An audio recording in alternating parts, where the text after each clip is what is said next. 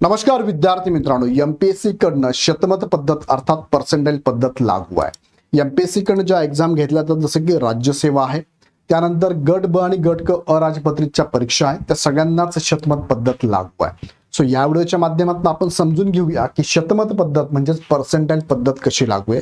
आता जे नवीन विद्यार्थी आहे, जे एक्झाम देणार आहेत, एक्झाम दिलेली आहे, ह्या विद्यार्थ्यांना माहिती नसेल. जुने जे विद्यार्थ्यांना माहिती असू शकतं कदाचित, पण या नवीन विद्यार्थ्यांना माहिती असावं म्हणून आम्ही एक सिरीज नेहमी घेत असतो, इन्फॉर्मेटिव्ह सिरीज. त्यातला हा एक भाग आहे.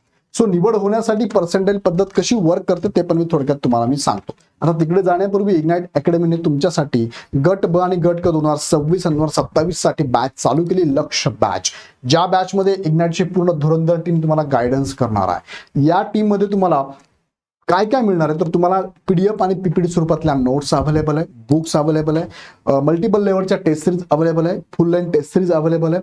त्याचबरोबर स्टेट बोर्डचे लेक्चर्स पूर्ण बॅच फ्री आहे. 100+ स्टेट बोर्डच्या टेस्ट सुद्धा तुम्हाला मोफत असणार आहे. सो ऑफलाईन बॅच बघा, संभाजीनगर, पुणे आणि नाशिक या ठिकाणी ह्या डेटला चालू होत आहे.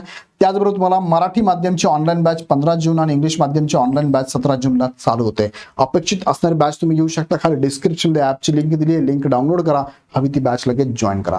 आता मुख्य मुद्द्याकडे घेऊन जातो. एमपीएससीने पर्सेंटाइल सिस्टम लागू केलेली आहे. बघा, प्रत्येक एक्झाम मध्ये त्यांनी नोटिफिकेशन टाकलेलं असतं. बघा, आता हे नोटिफिकेशन 3 वेळचं वाचून दाखव, त्याचा अर्थ मी तुम्हाला सांगतो. लेखी परीक्षेमधून मुलाखतीसाठी अर्हता प्राप्त होण्याकरिता शतमत अर्थात पर्सेंटाइल पद्धत लागू आहे. परीक्षेमध्ये सर्वाधिक गुण मिळवणाऱ्या उमेदवाराच्या एकूण गुणांच्या तुलनेत खालीलप्रमाणे किमान शतमत गुण प्राप्त करणारे उमेदवार मुलाखतीच्या पात्रतेकरिता विचार करण्यास पात्र असतात. ओके, मग आता इथे विचार करा की एमपीएससीची कार्यपद्धती कशी आहे, किंवा एमपीएससी जी राज्यसेवा एक्झाम घेतली जाते, ही राज्यसेवा एक्झाम कशी घेतली जाते तर प्रिलिम असते, नंतर मेन्स असते, नंतर इंटरव्ह्यू असतो आणि मग पुढे त्या उमेदवारांची काय केली जाते, नियुक्ती केली जाते. मग यामध्ये कुठे ही सिस्टम लागू होते तर मेन्स मधून इंटरव्ह्यूला जाताना तुम्हाला ही पद्धत लागू होते, ज्याला आपण पर्सेंटाइल सिस्टम म्हणतो. ओके, मग आता समजून घेऊया. एमपीएससी मेन्सचा जर विचार केला तर एमपीएससी मेन्स मध्ये एकूण 7 पेपर असतात. या 7 पेपरला प्रत्येक पेपरलाही पर्सेंटाइल सिस्टम लागू आहे. कशी लागू आहे पहिले आकडे सांगतो, तुम्हाला एक्सप्लेन करून देतो. बघा, अमागास म्हणजे ओपन असाल तुम्ही तर किमान 35 शतमत पाहिजे तुम्हाला. मागासवर्गीय आणि अनाथ असाल तर 30 शतमत तुम्हाला पाहिजे. दिव्यांग आणि खेळाडू स्पोर्ट पर्सन असाल तर 20 शतमत मार्क तुम्हाला पाहिजे. आता हे कशी थोडक्यात तुम्हाला मी एक्सप्लेन करून देतो. बघा, एक एक्झाम्पल तुमच्या समोर घेतोय. सपोज ए नावाचा स्टुडंट आहे, किंवा मी पुढे एक्झाम्पल घेतोच तुम्हाला. बघा, एमपीएससी मध्ये जे पेपर असतात ना, ते एमपीएससी मध्ये पेपर किती आहे, 7 पेपर आहे, बरोबर की नाही. प्रत्येक पेपर 250 मार्काचा आहे. मग प्रत्येक पेपरला, त्यापैकी पहिला पेपर घेतला, दुसरा पेपर घेतला तर प्रत्येक पेपरला 250 पैकी टॉपर कितीचा येतो त्याच्या अगेन्स्ट पर्सेंटाइल पद्धत कॅल्क्युलेट केली जाते. ओके, अजून पुढे एक्सप्लेन करणार आहे, पण पुढचं ग्रुप बी आणि सी चं पण तुम्हाला एक्सप्लेन करतो. बघा, ग्रुप बी आणि सी मध्ये पण कसं लागू आहे तर इथे सुद्धा तुम्हाला अमागास 35 आहे, मागासवर्गीयांना 30 आहे, त्यानंतर प्रकल्पग्रस्त, अनाथ असेल, भूकंपग्रस्त आणि अंशकालीन 30% आहे.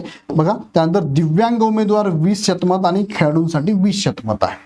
ग्रुप बी आणि सी ला हे समांतर आरक्षण लागू आहे, मात्र ग्रुप ए आणि बी ला लागू नाहीये. त्यामुळे तुम्ही हे लक्षात घ्या, ग्रुप ए मध्ये फक्त ह्याच उमेदवारांना लागू आहे, त्यानुसार त्यांना मार्क लागतात. आता मी तुम्हाला एक एक्झाम्पल देतो. बघा, एक एक्झाम्पल सॉल्व्ह करून देतो. बघा, आता मी काय करतो, एक एक्झाम घेतली मी. सपोज कोणती एक्झाम, मी तुमच्या माहितीसाठी घेतोय, राऊंड फिगर 100 मार्काची एक्झाम आहे. 100 मार्कची किती, मेन्स कोणताही पेपर घ्या, मेन्सचा पेपर आहे जो 100 मार्कांचा मी कन्सिडर करतो. कॅल्क्युलेशन करायला सोपं जाऊन मी 100 मार्काचा घेतलो. राज्यसेवेमध्ये 250 मार्काचा आहे, कंबाईन मध्ये तुम्हाला 200 मार्काचा असणार आहे. सो तुम्ही ते कॅल्क्युलेशन करू शकता. 100 जागी फक्त 200 घ्यायचे तुम्हाला, लक्षात घ्या. आता मी 5 विद्यार्थी कन्सिडर केले, ABCD. यांना पडलेले हे मार्क्स आहेत बघा, आणि ह्या मार्क्सच्या अगेन्स्ट यांना पडलेले पर्सेंटेज आहे. काय म्हटलं मी ना, पर्सेंटेज आहे. आता आपल्याला कॅल्क्युलेट काय करायचे, पर्सेंटाइल मार्क्स कॅल्क्युलेट करायचे. आता हे 5 विद्यार्थी आहे आणि ह्या 5 विद्यार्थ्यांनी ही एक्झाम दिली 100 मार्कांची. त्यामध्ये टॉपर कोण आहे, सी नावाचा विद्यार्थी हा टॉपर आहे. मग सीला 80 मार्क पडले म्हणजे 80% मार्क पडले. मग हा टॉपर आहे म्हणून याला पर्सेंटाइल 100 पकडून टाकायचे. किती, 100 पर्सेंटाइल पडलेत त्याला. म्हणजे हा सगळ्यात पहिले, याच्या मागे किती विद्यार्थी आपल्याला कळेल ना. आता बघूया आपण. मग मला कॅल्क्युलेट करायचं आहे की ए नावाच्या विद्यार्थ्याला 40 मार्क पडले म्हणजे किती पर्सेंटाइल पडले. आता हे ए नावाचा विद्यार्थी हा कॅटेगरी मध्ये बिलॉंग करतो आणि याला 30 शतमत मार्कांची गरज आहे. त्याला आहे का, मग चेक करूया आपण. मग ए ला किती मार्क पडले, 40 पडले. मग 80च्या अगेन्स्ट आपण काय पकडलंय, 100 शतमत पकडलंय. मग इथे 80च्या अगेन्स्ट 100 पकडलं ना, मग 40 पैकी याला किती शतमत पडले आपण काढूया. ए ला किती पडले, मग A is equal to 100 into 80 into 40, 42 जा आणि हे उत्तर आले बघा 50. किती पडले, 50% पडले. म्हणजे त्याला किती पाहिजे, कॅटेगरीचे उमेदवार किती पाहिजे, 30च पाहिजे, त्याला पडले. म्हणजे याचा विचार पुढे निवडीसाठी होणार. निवडीसाठी आता मी ई नावाचा विद्यार्थी घेतो, ई नावाचा हे काढून टाकतो आणि ई नावाचा विद्यार्थी घेतो. त्याला बघूया किती 55 मार्क पडले, शतमत किती पडले. मग बघा इथे कॅल्क्युलेट करूया आपण. हा नाही घेत मी, डी घेतो 20 मार्क पडले. म्हणजे डी नावाचा विद्यार्थी आहे.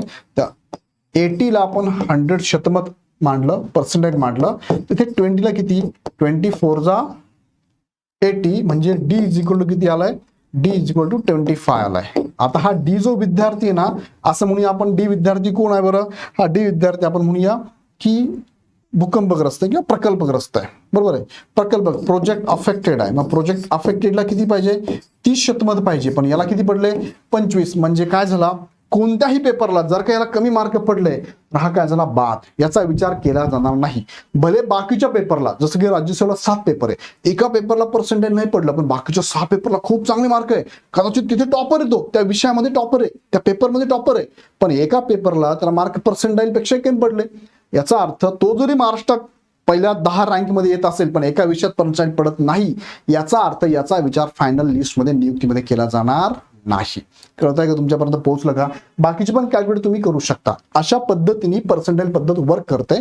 मग तुम्हाला मेन्स मधून कंबाईनची एक्झाम तुम्ही जर घेतली, सपोज इथे मी कंबाईनची एक्झाम तुमच्यासाठी घेतली, कंबाईन ग्रुप बी, काय combine group B and C ची एक्झाम घेतली, जी की मेन्स मधून तुमची काय होणार आहे, नियुक्ती होणार आहे. यासाठी लागू आहे तुमचं काय, पर्सेंटाईल पद्धत. मग इथे तुम्हाला 2 पेपर असतात, पेपर 1, पेपर 2. मग प्रत्येक पेपरला तुम्हाला पर्सेंटाईल कॅल्क्युलेट करावं लागेल, पर्सेंटाईल. आता हे बऱ्याच जणांना माहिती नाहीये. का माहिती नाही, कारण असं शक्यतो कधी होत नाही की पर्सेंटाईल मार्क पडले नाही. टॉपरच्या अगेन्स्ट पर्सेंटाईल काढायचे आपल्याला. हे झालं राज्यसेवेचं. आता राज्यसेवेचं हे झालं कंबाईनचं. किती मार्काचा पेपर आहे, 200 तुम्ही कॅल्क्युलेट करू शकता. सेम तुम्ही राज्यसेवेचा जर विचार केला एमपीएससी मध्ये, तर राज्यसेवेला मेन्स मधून इंटरव्ह्यूला जाण्यासाठी इथे लागू होते पर्सेंटाईल. इथे 7 पेपर आहे, जे की 2 क्वालिफाईंग सोडले तर 7 पेपर आहे. मग ह्या प्रत्येक पेपरला तुम्हाला काय करावं लागणार आहे, इथे पर्सेंटाईल सिस्टम लागू करावं लागणार आहे. म्हणजे कोणत्याच पेपरला पर्सेंटाईल पेक्षा कमी मार्क नाही पडले पाहिजे. जर पडले तर तुमचा विचार पुढे केला जाणार नाही. म्हणजे मेन्सचा पेपर चेक करत असताना, म्हणजे इंटरव्ह्यूला नियुक्ती करत असताना पहिले पर्सेंटाईल चेक केलं, त्यांना पर्सेंटाईल मार्क पडले का, पडले असेल तर त्याचा विचार इंटरव्ह्यूसाठी होईल, अन्यथा होणार नाही. भले तो महाराष्ट्रात टॉपर जरी असेल तरी होणार नाही. तुमच्यापर्यंत ही पूर्ण माहिती अगदी सोप्या पद्धतीने पोहोचवण्याचा प्रयत्न केला. तुमच्यापर्यंत पोहोचली असेल तर मला कमेंटमध्ये कळवा. अजून काही डाऊट असेल तर मला कमेंटमध्ये सांगा. आणि अशाच प्रकारचे नवनवीन व्हिडिओ बघण्यासाठी चॅनल सबस्क्राईब करून बेल आयकॉन क्लिक करा. आणि आपली ग्रुप बी आणि सी ची बॅच चालू झालेली आहे, चालू होणार आहे. ती बॅच जॉईन करण्यासाठी ॲप डाउनलोड करून लगेच बॅच जॉईन करा. अधिक माहितीसाठी ह्या नंबरला कॉल करू शकता. पुन्हा एकदा व्हिडिओ आवडला तर लाईक करा, सगळ्यांना शेअर करा आणि नवनवीन अपडेट मिस होऊ नये यासाठी चॅनल सबस्क्राईब करून बेल आयकॉन क्लिक करा. पुन्हा व्हिडिओ आपण नेक्स्ट व्हिडिओमध्ये. धन्यवाद.